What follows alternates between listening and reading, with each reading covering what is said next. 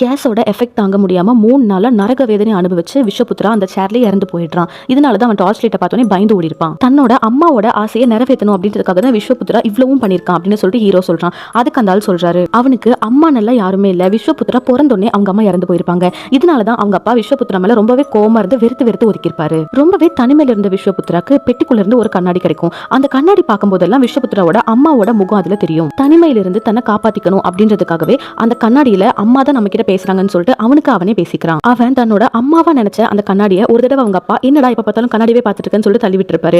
அதுதான் அவனுக்கு அவங்க அம்மாவே அவங்க அப்பா தள்ளி விடுற மாதிரி தோணிருக்கும். இதனால அவங்க அப்பாவை குத்தி கொலை பண்ணிடுறான். ஹீரோ அண்ட் டீம் பேய் இருக்கா இல்லையா அப்படின்னு அனலைஸ் பண்றதுக்காக ரேடியோ ஸ்டேஷனுக்குள்ள போயிருப்பாங்க.